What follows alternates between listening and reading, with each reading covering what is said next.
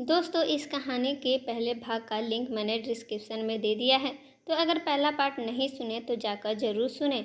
इतना कहने के साथ उसने अंशिका की पतली कमर को तेजी से कस लिया और फिर भरी महफिल में। तो दोस्तों, आगे की कहानी बेहद ही रोमांटिक भरा है। अब मुझे तुम्हारी रोने की आवाज़ भी सुनाई ना दे, यह धमकी काम कर गई।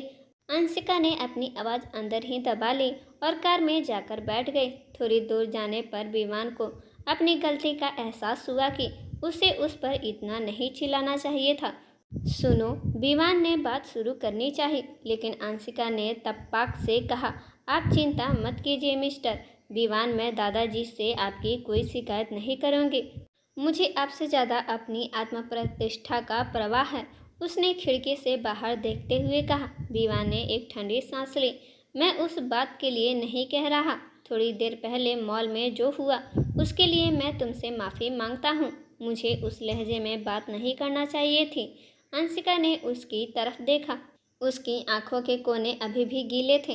कोई बात नहीं, मुझे मेरी सीमा पता चल गई है।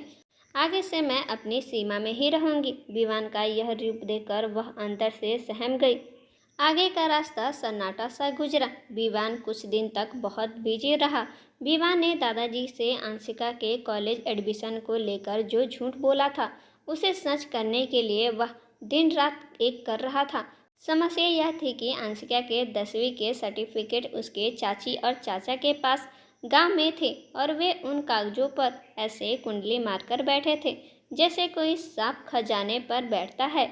बड़ी मुश्किल से विवान ने कानूनी तरीकों से नए दस्तावेज तैयार करवाए। इस बीच अंशिका घर के कामों में हाथ बटाने लगी थी। विवान की माँ रीता जी बहुत ही शांत और ममतामयी महिला थी।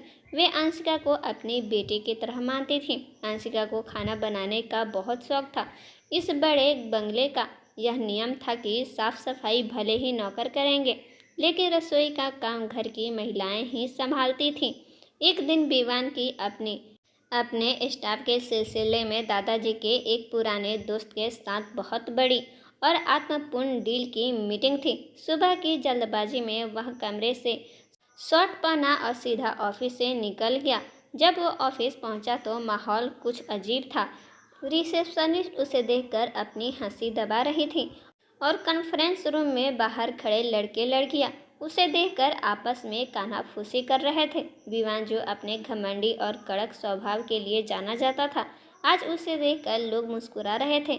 विवान को कुछ बहुत गलत होने का आभास हुआ। उसने एक गुस्से में एक कर्मचारी को पास बुलाया। क्या मेरी शक्ल पर कोई चुटकुला लिखा है जो तुम सब हंस रहे हो? कर्मचारी घबरा कर नाम में सिर हिलाने लगा। तो फिर यह बत्तीसी क्यों दिखा रहे हो? दोबारा मेरे सामने हंसने की हिम्मत की तो ठीक नहीं होगा। जाओ यहाँ से। विवान गुस्से से पैर पटकता हुआ अपने केबिन में घुसा। वहाँ सोफे पर उसका दोस्त समीर पहले से बैठा उसका इंतजार कर रहा था। जैसे ही विवान मुड़ा, समीर की नज़र उसकी पीठ पे पड़ी और समीर जोर से हंस पड़ा। यार विवान, एक बात बता, यह शर्ट का नया डिजाइन कौन से ब्रांड का है? समीर ने हंसते हुए पूछा। क्या बकवास है समीर, सुबह से हर कोई मुझे देखकर हंस रहा है। माजरा क्या है? समीर ने अपने फ़ोन में विवान के पीठ की फ़ोटो खींचकर उसके सामने रख दी। फ़ोटो देखते ही विवान का पारा 7वें आसमान पे पहुंच गया। उसकी शर्ट के पीछे का एक बड़ा हिस्सा प्रेस से जला हुआ था, जिससे उसकी पीठ की त्वचा साफ दिख रही थी। सुबह वह कोट पहनकर निकला था, लेकिन कार में गर्मी की वजह से उसने कोट उतार दिया था और उसे इस जले हुए हिस्से का पता नहीं चला। इस शर्मिंदगी के कारण विवान मीटिंग में ध्यान नहीं दे पाया और उसके हाथ से वह करोड़ों की डील निकल गई। शाम को जब वह घर लौटा तो गुस्से से चिल्लाने लगा, माँ कहाँ हैं आप? नीचे आइए। रीता जी भागती हुई आई। क्या हुआ बेटा, इतना गुस्सा क्यों हो? मेरी शर्ट सुबह किसने प्रेस की थी?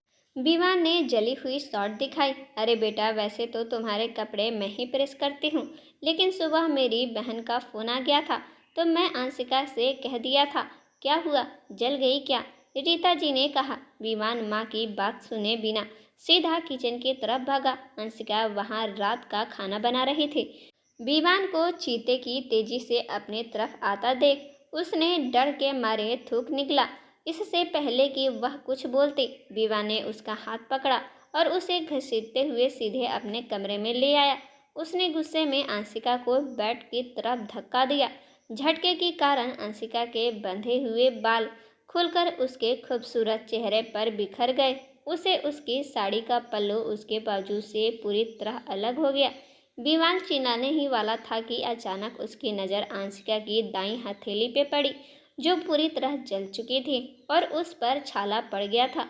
विवान ने गुस्से का गुब्बारा एक पल में गायब हो गया। वह तुरंत घुटनों के बल उसके पास झुका। यह क्या हुआ? तुम्हारा हाथ कैसे जला? विवान ने उसका हाथ अपने हाथों में लेना चाहा। आप दूर रहिए मुझसे, आपको क्या फर्क पड़ता है? अंशिका ने अपना हाथ पीछे खींचना चाहा। उसकी आंखों से आंसू टपक कर सीधे विवान की कलाई पर गिरे। जिद मत करो अंशिका, दिखाओ मुझे, विवान ने थोड़ा कड़क लहजे लेकिन फिक्रमंदी अंदाज में कहा और उसकी नजरें ऊपर उठी। पल्लू हट जाने के कारण अंशिका का रूप इस समय अलौकिक लग रहा था। बिखरे हुए काले बाल उसके गोरी गर्दन और कंधे पर बिखरे थे। रसोई की गर्मी के कारण उसकी सुनहरी गर्दन पर पसीने की कुछ बूंदें चमक रही थी, जो उसकी खूबसूरती को 100 गुना बढ़ा रही थी। विवान की आंखें अंशिका के इस हसीन रूप में पूरी तरह उलझ कर रह गई। वे यह भूल गया कि वह क्यों गुस्सा था। कमरे में अकेले उन दोनों की सांसें की आवाज़ गूंज रही थी। अंशिका ने जब विवान की आंखों में अपने लिए वह तेज, आकर्षक और गहरा एहसास देखा तो वह शर्मा कर और पीछे हटने लगी। विमान जैसे समारोह से जगा।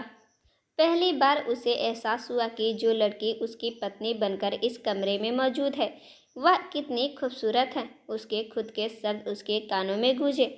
मैं उसी से शादी करूंगा जिससे पहली नज़र में प्यार होगा। पर यहाँ पहली नज़र बल्कि इस गहरी नज़र में उसे अंशिका से एक अनजाना जुड़ाव महसूस होने लगा था।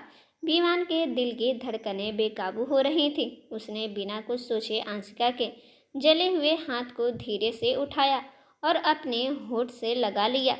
विवान के गर्म होठों का स्पर्श पाते ही अंशिका का पूरा शरीर सिहर उठा। वह एकदम सुन्न रह गई। विवान उसका फर्स्ट एड बॉक्स लेने चला गया।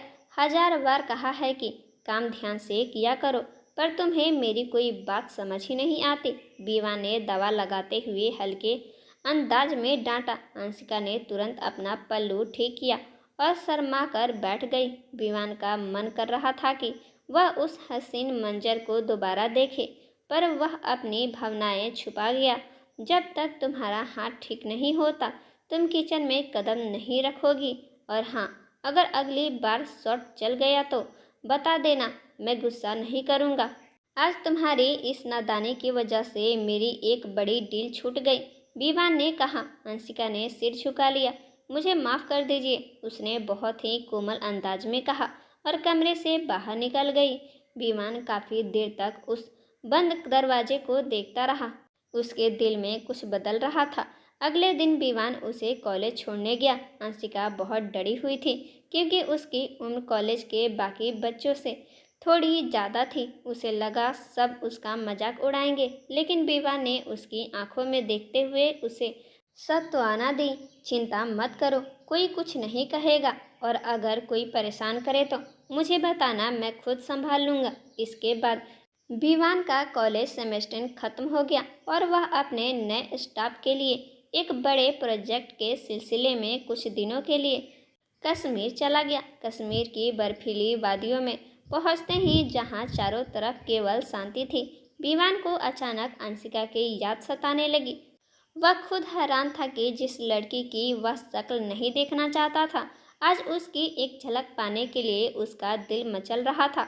उसने उसे फ़ोन करने का सोचा, पर उसे याद आया कि उसने तो अंशिका को अभी तक नया फ़ोन दिलाया ही नहीं था। उसने अपनी माँ रीता जी को फ़ोन किया। माँ ने बताया कि अंशिका इस वक्त थक कर सो रही थी। 3 दिन बीत गए, लेकिन विवान का अंशिका से कोई संपर्क नहीं हो पाया।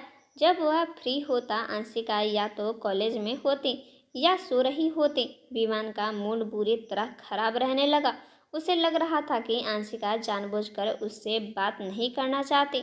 3 दिन बाद विवान रात के ठीक 12 बजे अपने बंगले पर वापस लौटा। वह थका हुआ अपने कमरे की तरफ जा रहा था कि तभी अचानक उसे बाहर बगीचे की तरफ से किसी के सिसकने की आवाज़ आई। उस रोने की आवाज़ को सुनते ही विवान का दिल जैसे बैठ गया। वह इस आवाज़ को बहुत अच्छे से पहचानता था। वह आंशिका थी, जो रात के अंधेरे में अकेले बैठ के रो रही थी। जब विमान लॉन में पहुंचा तो आंशिका अपना चेहरा दोनों हाथों में छुपाकर छोटे बच्चे की तरह रो रही थी। वह इस वक्त अंदर से बहुत आहत महसूस कर रही थी। आंशिका, विवान ने हौले से कहा। आंशिका ने तुरंत अपना चेहरा उठाया। विवान का दिल किया कि वह उसकी उन खूबसूरत रोने से लाल हुई आंखों पर अपनी जान छिड़क दे। वह बेचैन होकर उसकी तरफ लपका। क्या हुआ? तुम ठीक तो हो ना? इतना सुनना था कि आंशिका ने अपनी सारी हिचक भुलाकर विवान के मजबूत सीने पर अपना सिर रख दिया और ऊंची आवाज में रोने लगी। विवान ने बड़े प्यार से उसकी पीठ को सहलाया और उसे सांत्वना देने लगा। आंशिका अपने कॉलेज की लड़कियों की शिकायत करने लगी। वह सब मेरा मजाक उड़ाते हैं, कहती हैं कि मैं गांव की अनपढ़ हूँ। उस दिन कॉलेज में मुझसे जो एक्सीडेंट हुआ उस पर सब हंस रही थी। टीचर भी सबके सामने मुझे डांटते हैं। मैं अब कभी कॉलेज नहीं जाऊंगी। मुझे आगे नहीं पढ़ना। विवान ने कहा, तुम चिंता मत करो, मैं उन सब से निपट लूँगा। और जहाँ तक तुम्हारी पढ़ाई का सवाल है। अंशिका को यह सुनकर एक सुखद आश्चर्य हुआ। तभी उसे होश आया कि वह विवान के कितने करीब थी। उसने पीछे हटने की कोशिश की, लेकिन विवान ने उसकी पतली कमर को अपनी तरफ खींच लिया और उसकी पतली कमर पे अपनी पकड़ और मजबूत कर ली। उसने अंशिका को अपने और करीब खींच लिया और अपनी नाक उसकी नाक से छुआते हुए बेहद गहरी आवाज में बोला, तुम जानती हो ना कि मैं तुम्हारा पति हूँ और मेरा तुम पर पूरा अधिकार है। वे पूरी तरह उसके प्यार के खुमार में डूबकर उसके कानों के पास फुसफुसा रहा था। अंशिका शर्म के मारे अपने ठंडे होठ काटने लगी। बोलो, अधिकार है ना? विवान की आवाज़ दोबारा गूंजी तो उसने धीरे से हाँ में सिर हिला दिया। लेकिन अपने तो खुद ही कहा था कि हमारे बीच ऐसा कुछ नहीं होगा। यह शब्द याद करते ही वह शर्माकर तेजी से उससे दूर हो गई।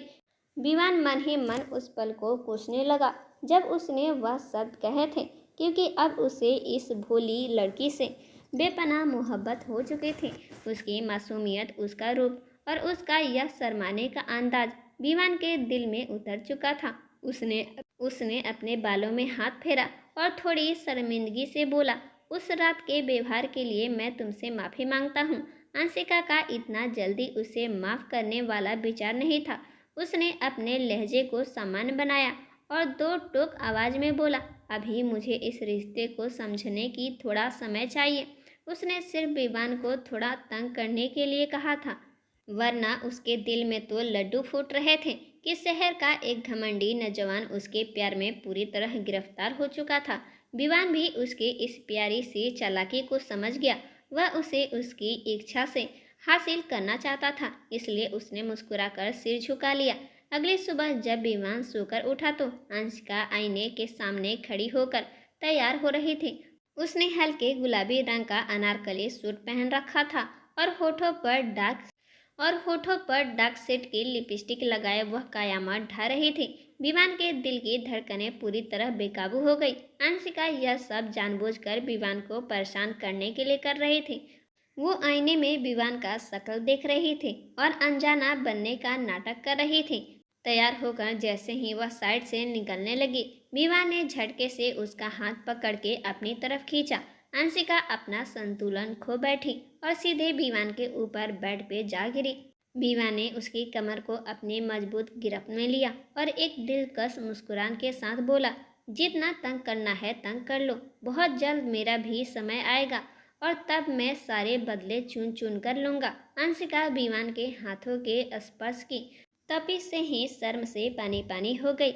छोड़िए मुझे, यह क्या कर रहे हैं? आपने मुझसे वादा किया था, वह हबड़ाते हुए बोली। विवान ने उसे आज़ाद कर दिया और कांधे उचका कर बोला, अभी तुमने देखा ही क्या है मेरी जाने मन, अभी तो यह शुरुआत भी नहीं है। तुम एक बार मानसिक रूप से तैयार हो जाओ, फिर तुम्हें अपनी इस मोहब्बत का पूरा असर दिखाऊंगा। उसने बाईं आंख मारकर कहा, वैसे आज तुम बहुत सुंदर लग रही हो। यह कहकर उसने उसके गाल को हल्के से छू लिया। अंशिका गुस्से से पैर पटकती रह गई। शाम के समय बंगले में विवान के नए बिजनेस पार्टनर के स्वागत में एक बहुत बड़ी पार्टी रखी गई थी, जहां पूरे परिवार और विवान के कॉलेज के दोस्त को बुलाया गया था। अंशिका जब तैयार होकर नीचे पहुंची तो उसने देखा कि विवान अपनी पुरानी कॉलेज फ्रेंड के साथ खड़ा हंस हंस कर बातें कर रहा था। यह देखकर अंशिका के दिल में जलन की आग लग गई।